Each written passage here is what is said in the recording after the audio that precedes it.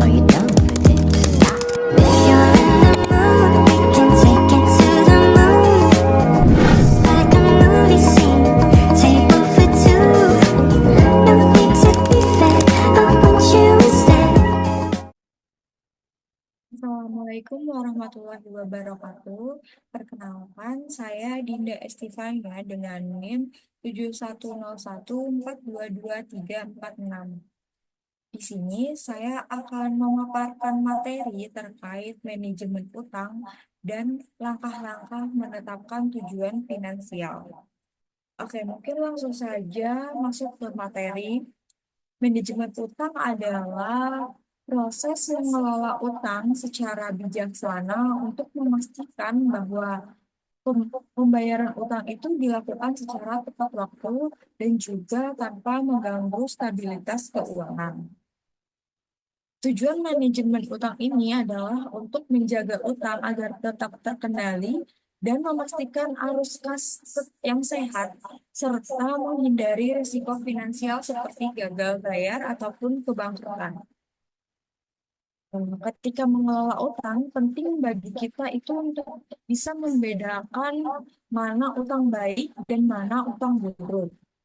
Utang baik ini adalah utang yang diambil dengan tujuan untuk investasi ataupun pembelian aset.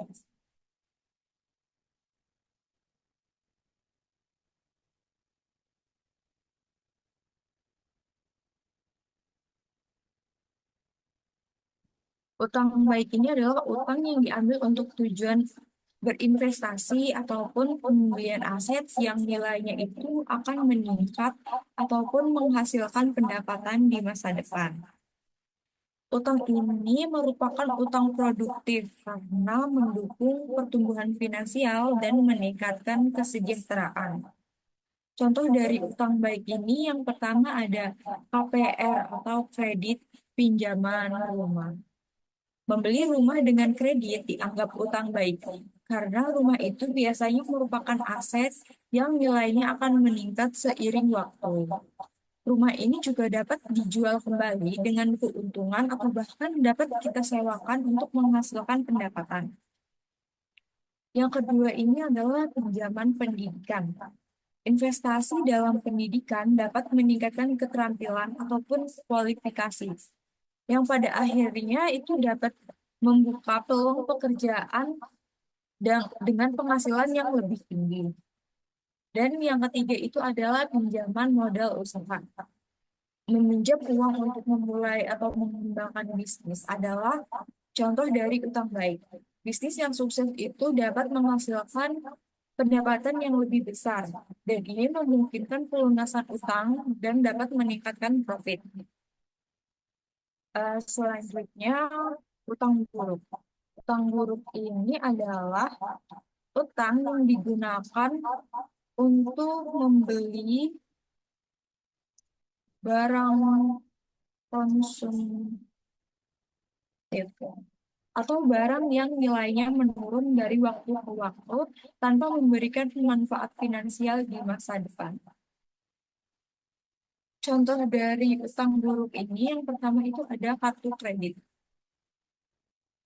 Kartu kredit, kartu utang dari kartu kredit ini dianggap sebagai utang buruk jika penggunaannya itu tidak terkendali, terutama jika untuk pembelian konsumtif.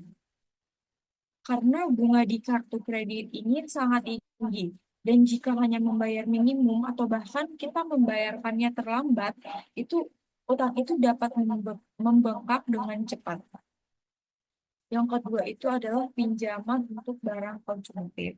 Pinjaman ini digunakan untuk barang-barang yang tidak menambah nilai. Contohnya itu seperti HP, pakaian, ataupun barang mewah lainnya. Barang-barang ini mengalami penurunan nilai seiring waktu. Sementara bunga pinjamannya itu menambah biaya total yang harus dibayar. Dan yang ketiga itu ada cicilan tanpa perencanaan. Mengambil cicilan tanpa perhitungan matang itu juga dapat menjadi utang borok.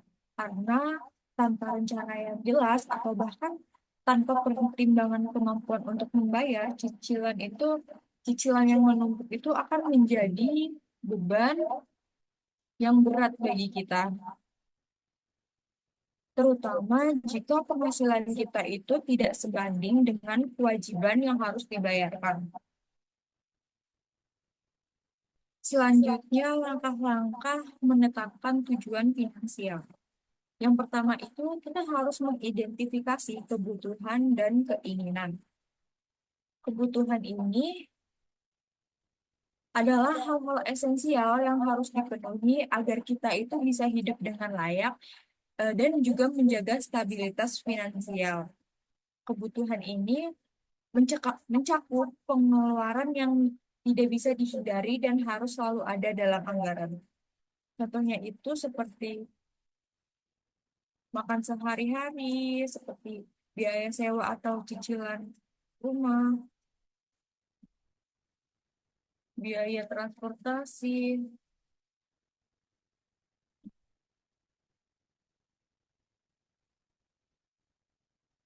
biaya sekolah, dan lain-lain. Sedangkan keinginan itu adalah hal-hal yang tidak esensial, tetapi memberikan kenyamanan ataupun hiburan. Pengeluaran untuk keinginan ini dapat kita tunda terlebih dahulu atau bahkan dapat kita sesuaikan berdasarkan kemampuan finansial kita. Contoh dari keinginan ini seperti membeli HP baru, membeli laptop baru, membeli laptop, membeli pakaian, menonton bioskop, atau bahkan menonton konser. Ya, selanjutnya ada smart goals. Nah, jadi smart goals ini S-nya itu adalah spesifik. Tujuan itu harus spesifik dan juga jelas. Measurable atau terukur. Jadi tujuan itu harus dapat diukur secara kuantitatif. Achievable atau dapat dicapai. Tujuan itu harus realistis dan sesuai dengan situasi keuangan kita saat ini. Relevan. Jadi tujuan itu harus relevan dengan kebutuhan dan juga prioritas hidup kita. Dan time bound atau terikat waktu.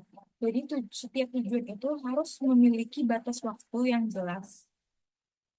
Dan selanjutnya kategorikan tujuan berdasarkan waktu. Di sini ada 3 kategori ya teman-teman. Yang pertama itu tujuan jangka pendek. Tujuan jangka pendek ini adalah tujuan yang ingin dicapai dalam kurun waktu beberapa bulan hingga 1 tahun.